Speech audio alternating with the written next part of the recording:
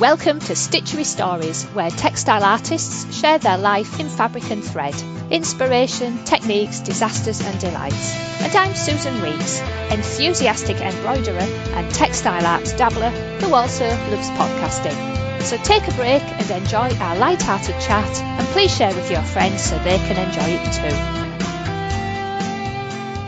Hello and welcome to our lovely guest today, Bridget Bernadette Karn. Hi Susan. Good. I'm so glad that you can join us today. I've been really looking forward to having our chat. I'd like to introduce Bridget. In 2010, a member of her craft club taught Bridget the basic techniques of wet felting and needle felting, and she immediately saw the potential for making pictures. Bridget made her first felt picture in November 2010, and by summer 2011 was getting a lot of interest in her pictures from craft club members and friends. They encouraged her to exhibit her felt pictures at the Boston Spur Art Festival in October 2012, and from that experience she recognised the potential for her passion to become a business. Bridget launched her business in September 2014, making and exhibiting her felt pictures and teaching her techniques in workshops. And so in Bridget's own words from her website, which I really like, she says, "I use wool like paint to make pictures. My work is an emotional response to what I've seen and felt in a particular moment. Light and shadows bring intensity to the colours of life. I celebrate the exceptional moments in everyday life and try to capture this in my work." I love that phrase. Thank you. It's great. Well, it's true. It's we don't have to go very far to see something amazing. And that is so true.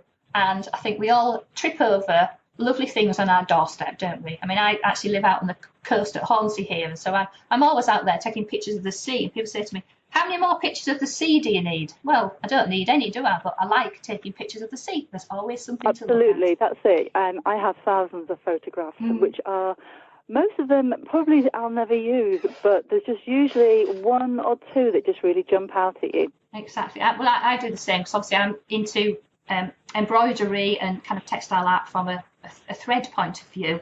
And so I've got countless pictures. I think, oh, that'll make a lovely picture. Maybe one day it will. I'll have to keep digging them out and having a go with those. But yeah, I love that local inspiration. So Bridget, before we get started with your stitchery story today, would you like to share with us what you're working on at the moment? You know, what's got you excited at the moment? Oh, I'm working on quite a big project at the moment. Right. I've had an amazing year, and my work has gone worldwide due to a video that a friend of mine did for me at the beginning of the year. And as a result, I've had a lot of people contacting me asking me, do I have a book or an online course? Fantastic. So as you do, you think, right, well, what can I do to, fill this gap? Yeah. And so for the last 2 months, I've been working on an online course. So I'm filming a picture I'm making at the moment, and the picture's called Summer Storm. Right. And I've had to learn so much. I've had to learn how to use a camcorder, how to use film editing suites, how to, make it sound as if it's articulate. And, it's one of those things where you kind of launch it thinking, how difficult can it be? And you dive in. Well, of course, my real job, that's exactly what I do for people. I help people, online marketing, video courses, online courses, audio, video, the whole lot. So do you know what? You should have spoken to me. But well, there you go. Hats it's off one of to those you. Things, you just get on with it. And you do. I mean, to be honest with you, I'm at that point where I'm editing a lot at the moment. Yes. And, it's a massive job in itself. It is. I'm enjoying it, though. Good. Well, hats off to you for giving that a go, because as you've realised now, there is a huge amount to do. And one thing that frustrates me from a professional point of view is a lot of these kind of internet marketing gurus who, oh yes, just create an online course. It's really easy. You'll have one up and running in 2 weeks and voila, you'll be a millionaire. What utter rubbish. Oh, seriously, it drives me nuts to all of that. But don't get me started. Now, you mentioned video. Now, is that the video that's on your website? Yes. The one on the home page? That's right. Yes. My friend, I'm very fortunate to have her as a friend, used to work for the BBC. Right. She's called Patty Krause, and she herself is an award-winning director-producer. Right. And she has just in the last couple of years set up her own business. And she said because she was getting lots of orders from big corporate businesses, she wasn't getting a chance to really show what she could do. Yes. She wanted to do a video of somebody doing some arty work so that she could actually really get in and show them by doing a video for me. So I really benefited from it. But it was one of those moments when we did 2 videos, a 1.5-minute one, or slightly longer, and a 4-minute one. And I put the 1.5-minute one up on Facebook just to see what kind of response I'd get. Within 2 hours, it'd gone absolutely mad, and it'd gone round the world, and I had people not only contacting me from Facebook, but also on my website, saying that they wanted to do a course with me, and did I do online courses or books, and I was like, oh my goodness. So it was a very exciting time, but yes, it landed me with a job. Brilliant. Well, do you know what? As I say, I've done lots of video marketing for people for many, many years, and that speaks to me. It speaks volumes of the fact that one small video done right, it is a beautiful video. When I saw it, I thought, yeah, that's been very professionally done by somebody who really knows what they're doing, and it's beautiful. But it also just explains the power of video and how useful and powerful they are for artists and people working in the visual space, and everybody, but artists particularly, make more use of video. So I'm just like, you're my poster child now, Bridget. Bridget, you're my poster child of the power of video marketing for textile arts, visual arts. Fabulous. It has. It's really worked for me, and I know now that I have to embrace video. Definitely. Yes, definitely. Okay, so that does sound like a very exciting project, and well done for getting on with it. And I'm sure we'll all be looking forward to seeing the finished product. That'd be fantastic.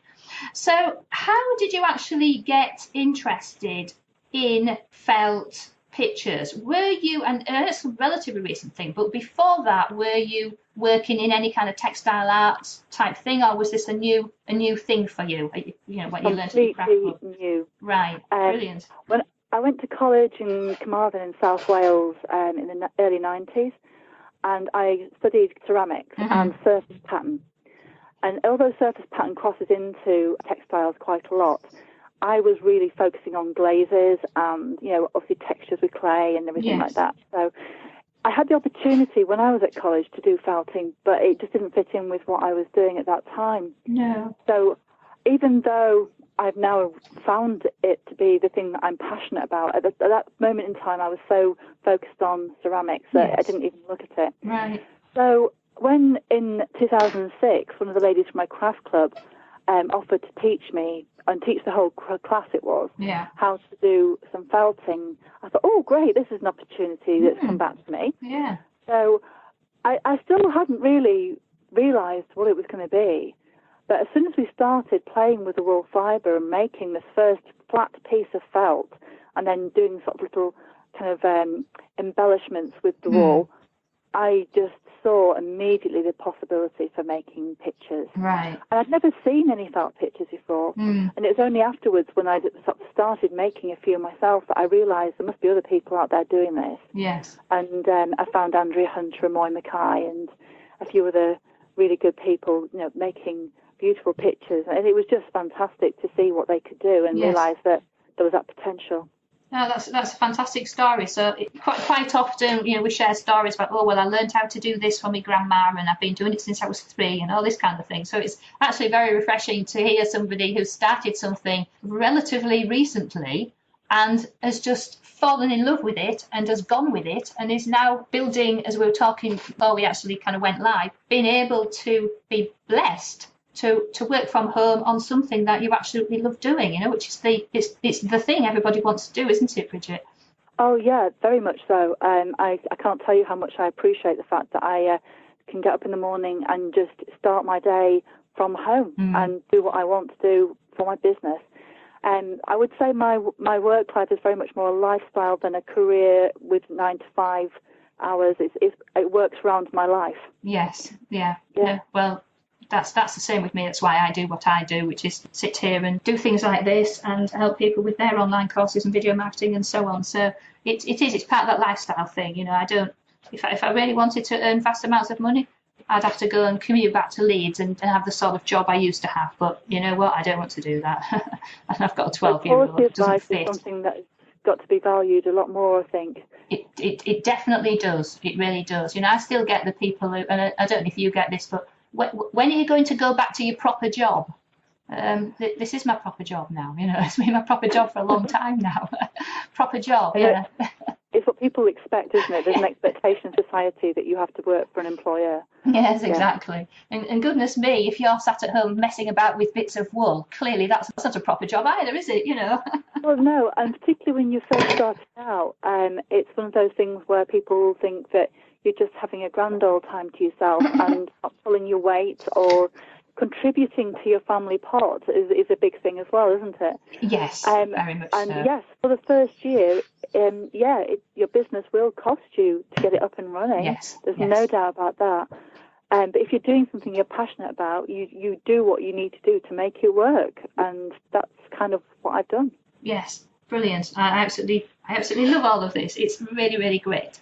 So you mentioned quickly there while you were researching who else was doing kind of needle felting, a couple of inspirations there. So kind of who or what have been major inspirations, maybe other people, not necessarily artists in your own field, over the years and currently? What inspires you, Bridget? Well, I've always loved pictures. Picture making was originally my first passion when I was at school. Yeah.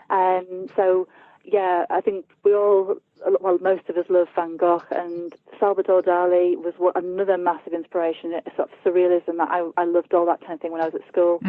And I just loved the possibility of what you could do with colour. Yes. It was just something that really inspired me. But moving on to where I am now, I am always amazed by what people can do with materials, and it's not just paints. I mean, there's so many artists out there who are using all sorts of materials, recycling and everything, to make amazing art. So I'm always inspired what people are doing new.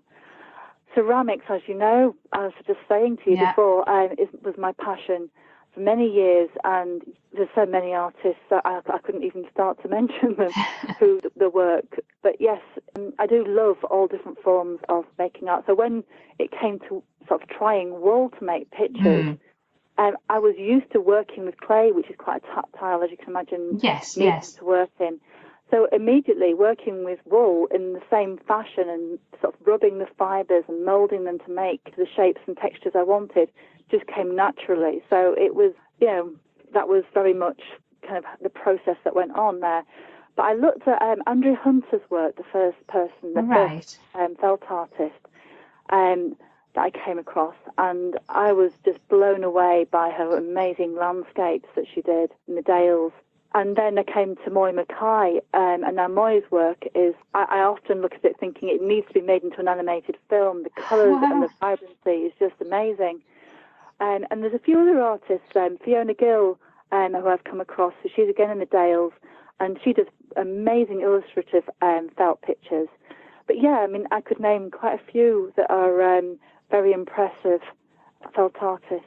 And I think that you raise a really interesting point there, that who would have thought that actually the processes between making something in ceramics, which involves basically soil and water, and felting, which involves wool and water, actually the skills and the feeling, it's that texture and creative moulding and creating a texture is actually very similar as it kind of comes out. Would you say that? Well, it's definitely transferable skills, and I think all the skills you learn throughout your life within any form of creativity are transferable. You'll know yourself from doing the embroidery, when you first learnt to stitch and sew, you were probably making something, a garment or sort of executive. Absolutely. Terrible doll's clothes. Well, let's face it, we all did cross-stitch at school, didn't we? Exactly. So we all started somewhere, and all those skills have gradually built up to become a massive toolkit that we can draw from to do whatever we want to do. So in terms of, you kind of mentioned techniques there, I've watched your videos, and I've actually had a go at doing felting where you're creating more of a background fabric, really, kind of a nice textured thing to embellish. But it wasn't a picture, it was a background. So in terms of techniques, is there a specific technique, or can you choose between techniques, or is it just this is how you do it and that's it? Oh, no, you play. Right. I like that word. Yeah, absolutely. One of the things that I do at my workshops, I hold master classes every month. Right. And one of the first things that I do when I get people to come in is to say, right, I really want you to feel comfortable with what you're doing, and I want you to experiment and play. I want to teach you what I have to teach you, but I want you then to have a play with it and to see where you go with it. And if something isn't quite right, I will come back to them and say, well, try it this way. This is what I found. Because most of the things that I have, techniques and ways of doing things and expressing textures and everything, has just been through having a go, playing, trying a technique out. And sometimes I've tried a technique out that's not worked for what I've wanted it to work for. Yeah. However, I've also then gone back to it and gone, that would work perfectly for this effect, and I've gone and used it. Brilliant. So yeah, you file away these things, don't you? It's, as you say, it is the same with most techniques or anything really. You think, yeah, I can't use that at the moment, but do you know what? I file it away, and I know there will be a time when I need to do that exact thing, or the same set of situations has happened again, and this time I shall do it this way. So that's a really good point in there. The thing that fascinated me, it's going back to your video, was putting the detail on it. That fascinated me because, as I say, I've done bits of felt where you're just kind of laying things down and mishing it around, and the idea is to come up with some kind of like random textured background. But to create foxgloves or a lamb or a bit of church, some old monastery architecture, and to put those in wool fascinated me, how you were kind of pulling up small fibres and placing them. I really thought that was great. Thank you. Yeah, again, it's about allowing yourself to have a go and try.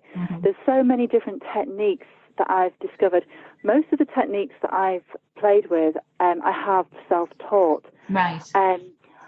I knew that you could play with pre-felts, and pre-felting, when I was taught it, was basically making a piece of felt that you then cut into. So you have to wet felt it first, and then you cut into it, and you laid it onto the bed of wool fibres that it would then add to it. All right. Now, what I've discovered through my explorations is that there's many ways of making pre-felts. You can do lots of dry felting with the fibres in your hands by rubbing them to create different textures and getting the colours to swirl together, and then you can cut into those as well. So there's lots of different ways of making pre-felts. Then taking those things and adding them to your picture before the wet felting process, and also after the wet felting process. You can needle felt on pre-felts as well, and you can also do the very fine detailing that you were talking about, using quite a few different techniques within needle felting. Right, so that's where needle felting comes into it. Right, see. Yeah. So the other thing I was intrigued about was what size are you working at, Bridget? How big do you tend to work at a specific size? Are these things quite big? Right, well, it depends on what you call big. How long's a piece of string? Yeah, absolutely. Most of my work, I have aimed for it to be able to be hung in a home. Right. So, although I have got a couple of larger pieces now, and they'd be probably about, say, 90 by 60 centimetres. Right. In size. They would be, at the moment, the largest pieces I've done. However, I do want to go bigger, and I've got a few ideas that I'd like to do bigger pieces. Right. But most of the pieces that I have made, I kind of wanted them to be able to fit in people's homes. Yes. And most people don't necessarily have a massive wall to put a massive piece in their home. That's a good point. We're often kind of not cramming it in, but there's a certain space, isn't there, really, where I think, do you know what, if I move things around, that will just look lovely there on its own. But as you say, often we don't have we're not a gallery, are we, in our homes usually? Well, yeah, it's and often wall space is a premium, but where you've got cupboards or anything else, or television or whatever else is in the room, So that was originally how I started off making pieces. Now I do a variety of sizes, but I do want to go bigger. After sort of the experiences I've had over the last year, I'm definitely wanting to show my work in bigger venues, and I'd love to be able to do some really big pieces Right. to put it there. Yeah. Oh, so that'll be an interesting exercise, won't it, in scaling up then, really? And that in itself will bring challenges, no doubt.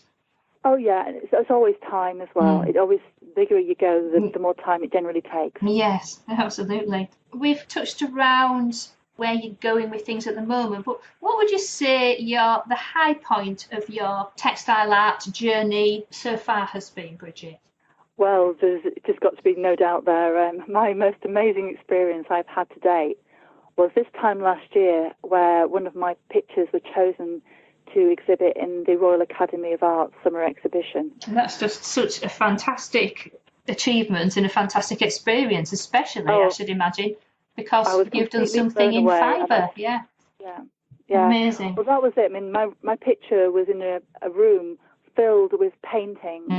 There was one other piece that was we call different. Somebody painted a landscape on a piece of toast. Now, that was really unusual, and it got into the Royal Academy Summer Exhibition. But my piece was the only textile piece in the room. Right, yes. Because that's, we were talking about having a proper job. Well, of course, there still seems to be this attitude in certain circles that it's not proper art unless it's been done with, like, pen, paper and pencils and paint, is it really? So, yeah, textile art seems to be almost a poor relation, and I can't understand why, because often it shows a greater range of skill and variety and technique and everything than can be achieved with just, as we say in air quotes, paper and paint and pencils. I don't know. It's just. I think there has been a move forward with people's attitudes. Yeah. I had an experience when I first started out, and I was getting into galleries to show my work locally, and this gallery owner and his wife, they'd been recommended me from somebody we both knew, and I went along with my work, and they were actually really surprised when they saw my work, because they hadn't expected it to be what it was like. Right. And they took it on with a view to be in their gallery for 6 weeks.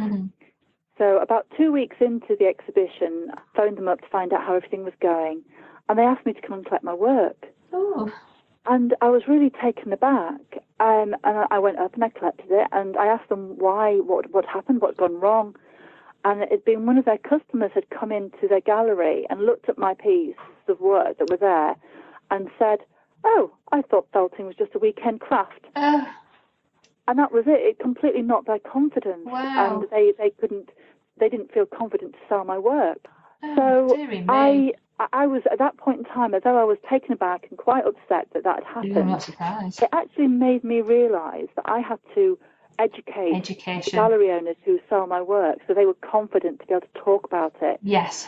And since then I've not had any issues at all. Right, and that's a really good point, because again, be it in art, business, or whatever, education is such an amazing part of getting your message or your work understood and therefore appreciated and purchased at the end of the day as well. So that's a very, very good point about educating. If you're working in an unusual medium. Yes, absolutely. Yeah. So again, that was a lesson learned, a not a very nice feeling at the time, but as you say, you've taken that and run with it. I think you are right that there is a shift in attitude generally, with the appreciation that these things are art. Just because they're not in a medium that people have expected or seen in the past, it doesn't mean to say there's not a great deal of skill, enthusiasm, creativity, everything else that you use to describe art. So yeah, and obviously you're pushing that. There's a lovely story that my husband told me, because he did fine art when he was at university, and one of the things that when this actually happened to me, and I was feeling a bit bruised after it. Was, he says, people don't realise that the original art pieces were tapestries, and that people did sketches and drawings to make into tapestries that were hung in these great halls by kings, queens, and really sort of rich people. Yeah. And there's a really good example of this, and that is the Raphael cartoons. Mm-hmm. And they were made to be made into tapestries. Right. And when you start realizing that actually it's just that we've all changed our perception, it's not actually that the pieces aren't any more valuable than they were. Mm. It's just our perception has changed.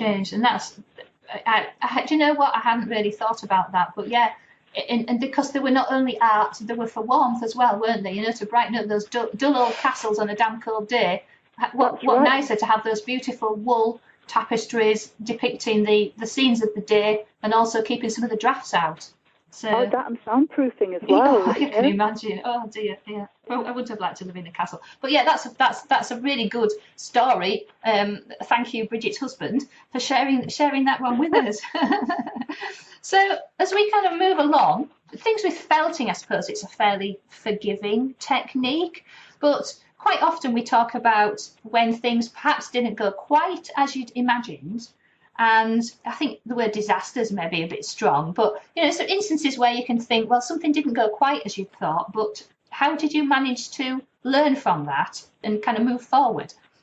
Well, yes, as you can imagine, there are quite a few things that don't quite go according to plan, particularly when you go through the wet felting process. Yes. However, one of the things that I particularly had an issue with when I first started was making trees. Right. Trees are hard anyway, aren't they? Yeah. Well, the trees are so different, and obviously depending how far away and how close up they are.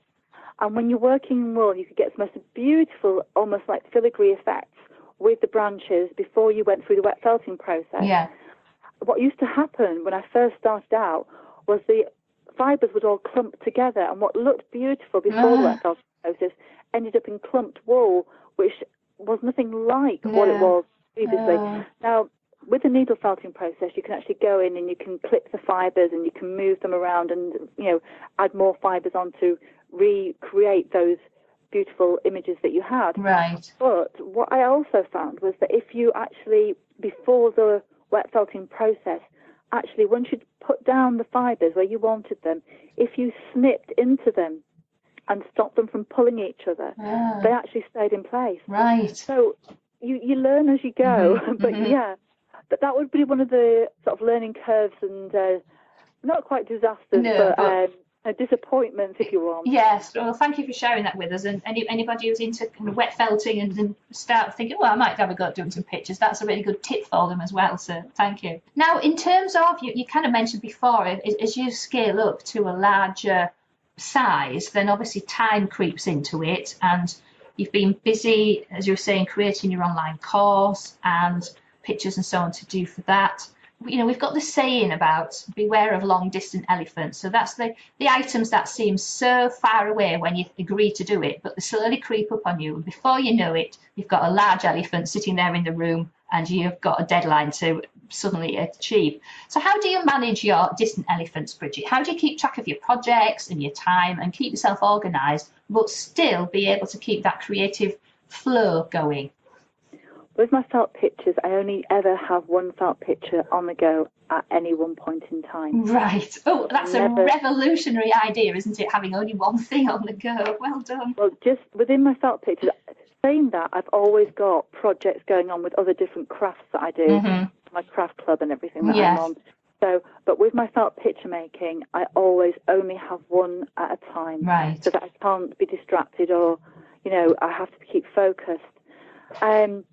There are times when you may not engage with pieces quite as often as you should do because, as you can imagine, when you're making your passion into a business, often there's the marketing element, the keeping up with your accounts, doing the books, going to networking places to get yourself known, that actually take you away from what you were starting your business for in the first place. Yes. So, yes, it can be something that you can be drawn away from. However, what I found is the kind of answer to keep you focused is to make sure when you choose the picture that you want to work from, one that really speaks from your heart. It's going to be one that you actually you feel fired up about, you feel really excited about, so that you actually really want to get back to your picture. And there's only been one occasion where I've not actually had that, and that was when I did a commission for somebody, and it was extended member of our family. Mm-hmm. And it was when I first started out, she asked me, would I do a picture of her house? Right.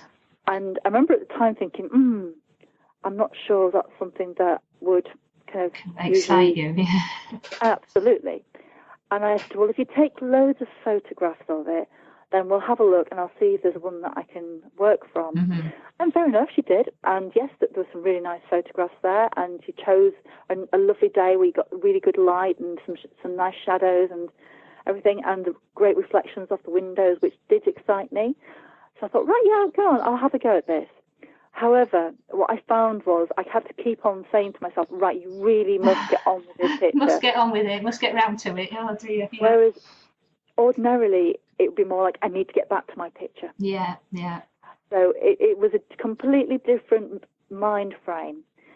So I generally like to work from pictures that really speak to my heart. Right, and again, that is absolutely key in the level of work that we really want to do, isn't it? You know, many people have got to go and do, you know, quite a frankly boring job or some boring tasks, and they think, I just don't want to do this, and it does make it feel an awful lot worse, doesn't it? But working on something that you're just excited about just makes such a massive difference. I mean, even the kind of work I do, you know, sometimes I think, oh, it's Wednesday, it's interview day, or oh, it's Monday, it's blog post day, and you know, I'm up early anyway, and I go running along the seafront and so on, but you know, 5 o'clock, 5:30, my head's already whizzing around. Right, I've kind of half written the blog. What am I going to write? I'm going to write about this, and I've kind of half written it in my head before. And I'm so excited to be able to, oh, right, that's it. My son's gone off to school, 8 o'clock, marvellous. Off I go into my room, into my office, and it's a conservatory, so I look out at the view and I can see the sea. And it's a joy to start writing that blog post. It's not a torture, you know. That's exactly. You've got to be excited. Yeah, that is just so true. It's you never have one of those moments where you're like, oh, I really don't want to go into work. No. It just never happens. No, that's seriously, it does happen. Looking forward, then you've mentioned about your online course that you've been working towards. So, your future plans, what plans and projects would you like to share with us today? Maybe just you might want to talk a bit more about your online course and when you think that might be ready, and then anything else that you just want to share with us. Basically, Bridget, would be fantastic. Where maybe people can see your work. Obviously, you're in Yorkshire like I am, aren't you? So anything you want to share with us would be fab. Yeah. Well, first, my work is at my home at the moment. I've just done the York Open Studio, so my work is still up from that. So anybody who wanted to come round to my home and to actually see my work and my studio space are more than welcome. All they have to do is contact me through my website. Right. My actual online course, I'm hoping, fingers crossed, all going well, that will be available by the end of July. Brilliant. So I've yet got quite a lot more editing to do. I'm finishing the needle felting element to the picture I'm working on with it. But that's my goal, to have it done by the end of July, and it will then be available for sale on my website. Right. So if people, I mean, we'll share your links at the end, but for that, have you got something on your website where people can kind of maybe sign up now? Yeah. If they go onto the first page of my website, there's a subscription box where I do a monthly newsletter, and I'm updating people every month of what I'm doing, and also any developments that I have. So, yes, they can subscribe to the newsletter, and I will also be sending out a newsletter totally focused on the launching of the online course when that is available. Fantastic. Anything else? I know that's a lot. Anything else you want to share with us? Yeah. One of the most fantastic things that's happened in the last month for me, I've been invited to be the artist in residence at the Boston Spur Art Festival. Ooh. Now, what's wonderful about this is it's the very first place I exhibited my felt pictures. Oh, yes, that's right, as I read out at the start in your little bio there. How wonderful. Yeah. So I feel really honoured that I've been asked to host the event, which is wonderful. So that's in October. Right. So anybody who's interested in coming along to see me and meet me and see my work, then they're more than welcome to meet me there. It's the 13th and 14th of October. Right, and that's in Boston Spa, which for everybody's in North Yorkshire, near Tadcaster. That's right. So that's wonderful, and I've got a few ideas of what I'd like to be doing in the next year, but at the moment none of them has been finalised. Yeah. So keep my newsletter to hand and you'll find out what's going on. Yes, and there you are. So that's a good ad for everybody. If you want to keep up with what Bridget's doing, then a newsletter, because it popped up today. So I'm on Bridget's newsletter list as well. And there we are, saying she's doing this interview today. I love you. You're a poster child for actually using some online marketing to promote your art. Well done. So many people just find it an absolute struggle. We're gifted with these tools now at our fingertips to spread our work and our art across the world. Why would you not want to use it? So good on you for doing that. That's my proper job, isn't it, of course? Okay then, Bridget, thank you so much for sharing your Stitchery story with us all today. It's been absolutely fascinating finding out more about you and your art. I love the way you're marketing yourself, and your pictures are wonderful anyway. I love colour and texture and so on. So it's been an absolute joy speaking to you, and I hope our listeners find a lot of interest in there as well. So thank you very much for the opportunity. It's meant a lot to me too. Oh, well, thank you.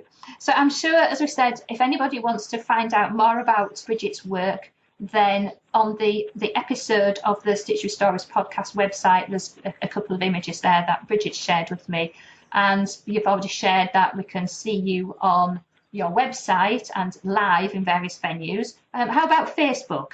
Are you busy on there?